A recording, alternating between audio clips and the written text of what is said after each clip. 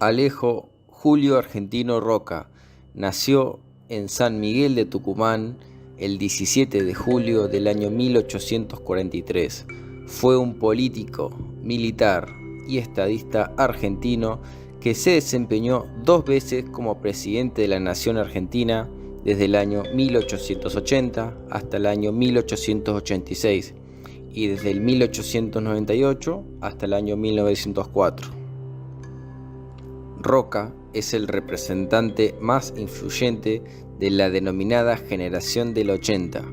Dirigió la política argentina durante más de 30 años a través del Partido Autonomista Nacional, el PAN, partido que se mantuvo 42 años en el poder sin ninguna alternancia, tejiendo complejos sistemas de alianzas con distintas fuerzas, lo que le valió el apodo de El Zorro. Es conocido por dirigir la Campaña del Desierto, una serie de estratégicas campañas militares contra los indios que habitaban la Patagonia y parte de la Pampa. Durante sus 2 mandatos como presidente ocurrieron muchos cambios importantes, particularmente grandes proyectos de infraestructura de ferrocarriles e instalaciones portuarias, aumento de la inversión extranjera, junto con la inmigración a gran escala desde Europa y Asia, expansión de los sectores agrícola y pastoril de la economía y laicización de la legislación que fortalece el poder estatal. La principal preocupación de Roca en política exterior era poner límites fronterizos con Chile, que nunca se habían determinado con precisión. Roca aprovechó que en el año 1881 Chile se encontraba librando la guerra del Pacífico contra Bolivia y Perú, por lo que para Chile era estratégicamente importante no tener un segundo frente militar. Gracias a esto, Argentina ganó territorio tras la firma del tratado del año 1881.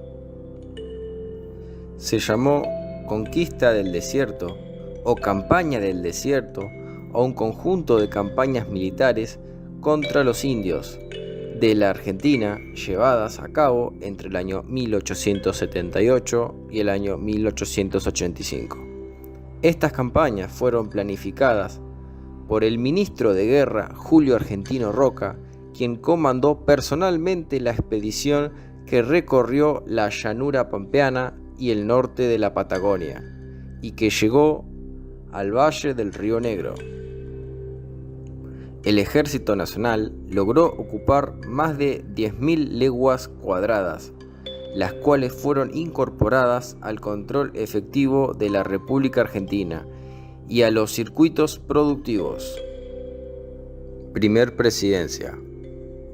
En el año 1880, el arribo de Roca a la presidencia de la Nación se logró mediante la formación de una liga de gobernadores. De allí surgió el Partido Autonomista Nacional, que lo llevó al poder. En la construcción de esta fuerza política, que no fue fácil de lograr, fue clave la provincia de Córdoba, a la que se sumaron la mayor parte de las provincias, excepto Buenos Aires y Corrientes. El triunfo de Roca no fue aceptado por el candidato porteño Carlos Tejedor y desencadenó una nueva guerra civil en Buenos Aires durante el invierno del año 1880, pero finalmente el Estado Nacional se impuso, en gran parte gracias al liderazgo militar construido por Roca durante décadas. Una ley del Congreso Nacional sancionó la federalización de Buenos Aires, que se transformó legalmente en la capital de la República Argentina. Una nueva etapa comenzaba en la historia del país.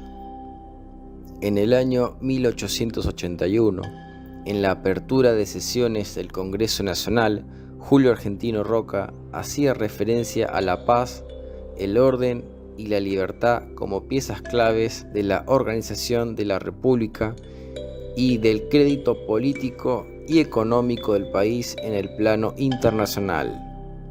Paz y administración va a ser el conocido lema del joven presidente y la generación de políticos e intelectuales convertidos en nueva élite dirigente. Un elemento esencial de la política roquista para la consolidación del Estado Nacional fue la centralización política y administrativa lograda a través de un intenso activismo legislativo. Como ejemplos basta mencionar la federalización de la ciudad de Buenos Aires, la supresión de las guardias nacionales y milicias provinciales, y la unificación de la moneda son ejemplos concretos de esta línea. En esta dirección se encuentra el afianzamiento efectivo de la superficie de la República. El Tratado de Límites con Chile del año 1881 complementa el avance militar sobre las fronteras y su contrapartida legislativa, la Ley 1532 de Territorios Nacionales. La abundancia de las últimas décadas del siglo XIX y comienzos del XX atrajo una gran inmigración, principalmente europea. Esta se concentró mayormente en las ciudades y áreas rurales de la Pampa húmeda y se puso en práctica la Ley de Inmigración y Colonización promulgada en el año 1874 bajo la presidencia de Avellaneda.